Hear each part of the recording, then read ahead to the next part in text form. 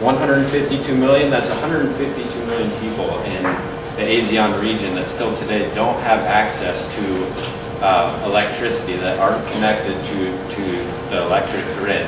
So they can't wake up and turn on the light switch. They can't study homework at nighttime. That's just in the ASEAN region. 43.5 million people, that's just in Myanmar, from where Tuta's from. People that don't have electricity. 1 in 4 people from Cambodia, for example, don't have access to electricity. This is worldwide. 1.3 billion people, that's almost 1 in 5 people in the entire world, don't have access to electricity. And I think, at least I know, I took it for granted growing up in the United States, and I think in places like Vietnam, where for the most part there's electricity available every day. And but a lot of people don't have that right all the time. So how do we go about fixing that? And it's clearly still a big problem today, so we need to find new solutions to do that. And that's really where my story starts, is here in Luang Nam Ta in Laos. It's in northern Laos, in a remote, far region of Laos. And that's where the founder of my company many years ago started in Laos, where he was building a school, but there was no electricity.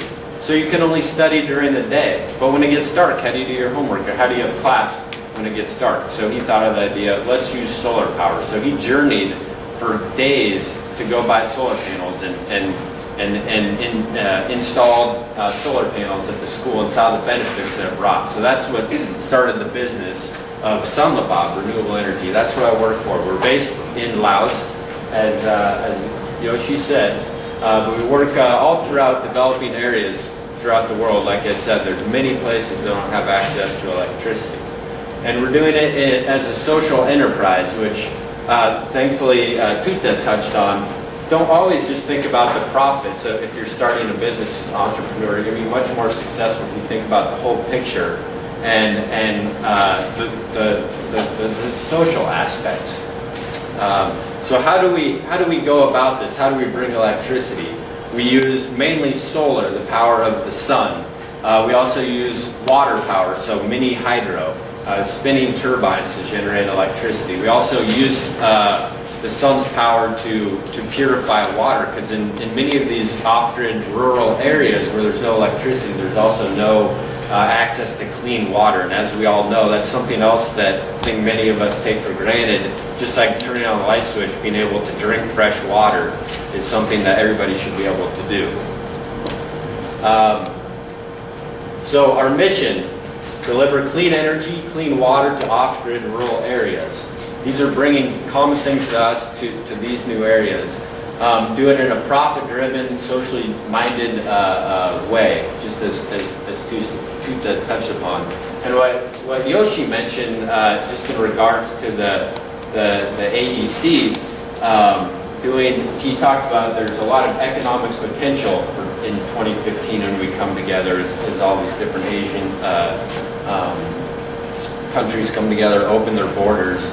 A lot of economic opportunity, but how do we do it in a social, environmental way? He mentioned, he gave a great example. We're building our economies, but the environment is being hurt, and there's social gaps. Some people are getting rich, some are not. So as part of our business, we're looking at how do we address those issues. And 5 key takeaways. I'll be talking about Sunlabob Renewable Energy and bringing solar power and light to people. But these can be applied, I think, to anybody that's starting a business, or studying, or in their personal life. So how do you find new solutions to old problems? And I'll give a quick demonstration of that, how Sunlabob really got started, thinking of new solutions to old problems. So here's a problem, the old way of going about things. In these places without electricity, this is how many people go about getting light. When it gets dark and they need to do their homework, or they need to provide light for their business, they use things like this, where they use kerosene lanterns, homemade, that doesn't provide very good light. It's dirty, it's not healthy, you're breathing in bad fumes. It's not sturdy. It might fall over and burn your house down. There's got to be a better way. So one of the things that Sunlabob does is solar-powered lanterns. So we take the power of the sun and charge it through a panel into these right here, which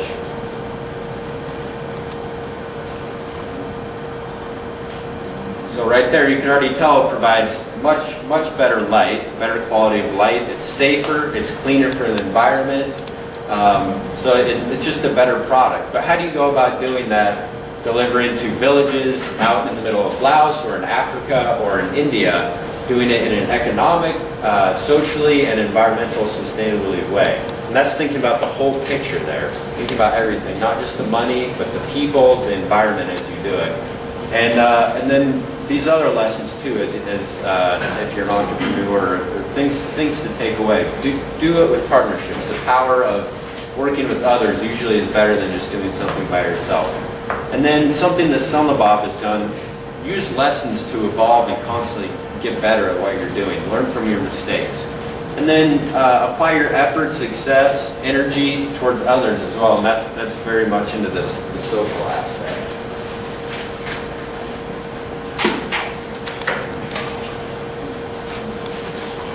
So really, just in regards to energy, thinking about the whole picture, and that's one of the takeaways I just talked about.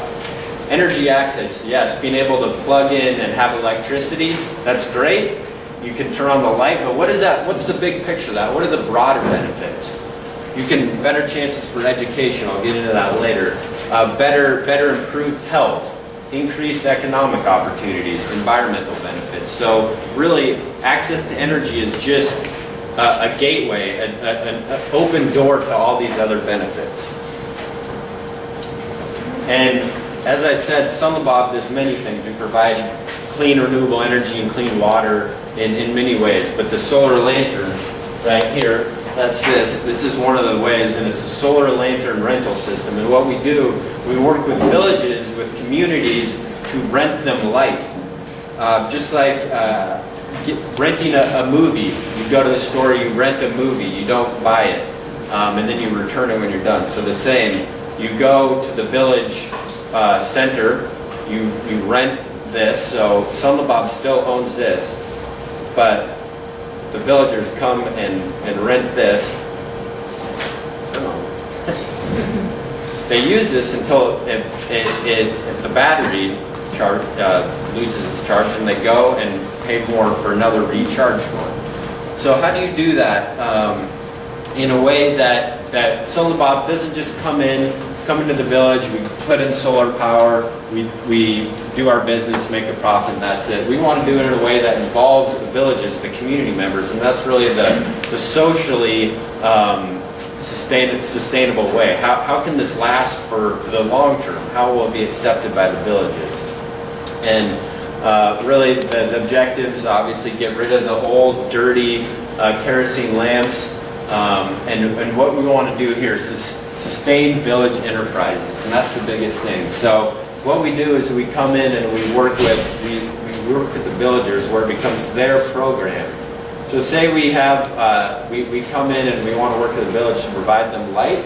We choose a village technician. So say Tuta is our technician. We train him how to maintain the system, and he becomes the owner of it, not financially, but he manages it.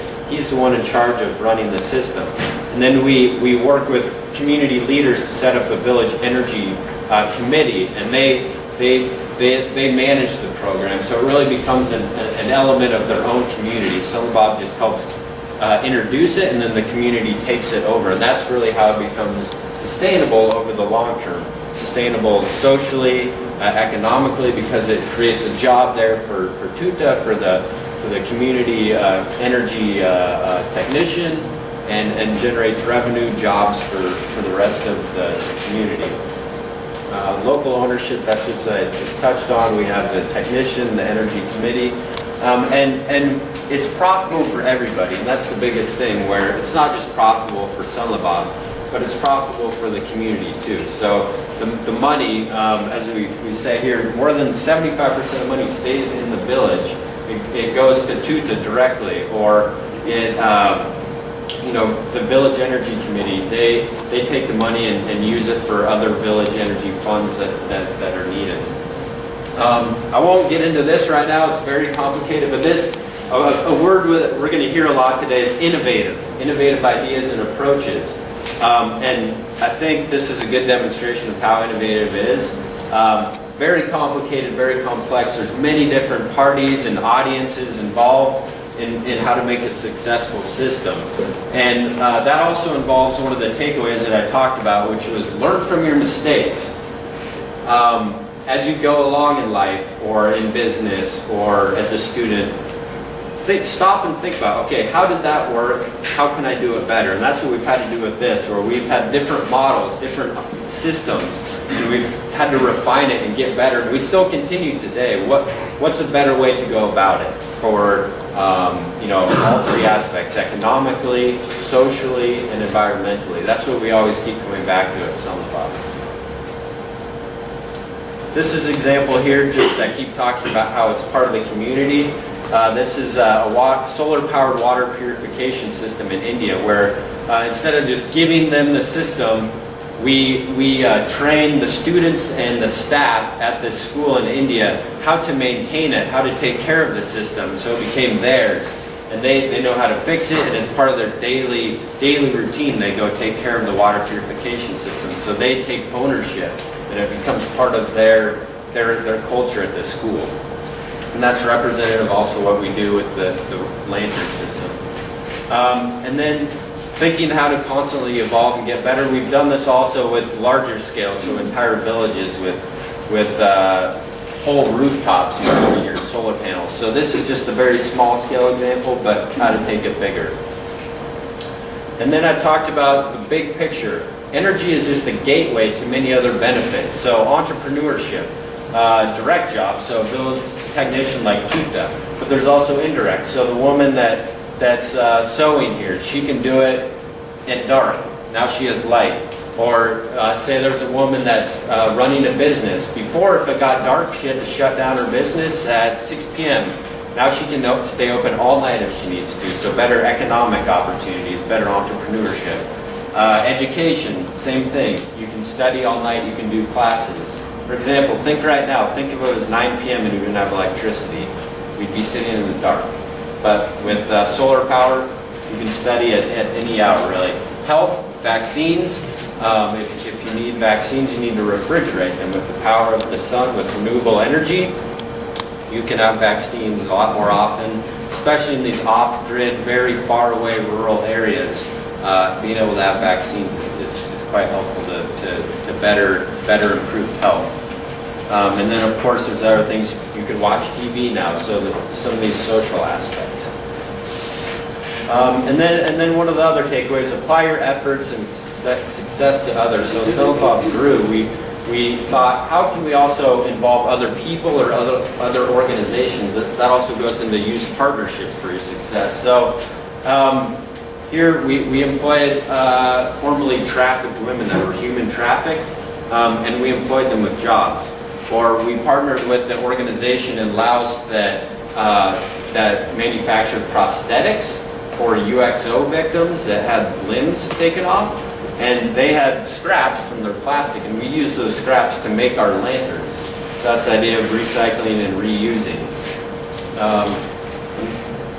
That brings me to those 5 key takeaways, which we keep talking about in the AEC. I think all these are applicable to us in the coming few years. So find new solutions to old problems. Here's a new solution here. We're still thinking about new solutions. Think about the whole picture. We're not just delivering light, we're not just delivering energy, but we're improving opportunities for education, for health, for social aspects as well. And do it with partners, work with people, Turn to your neighbor or find somebody else that's doing something similar and work with them.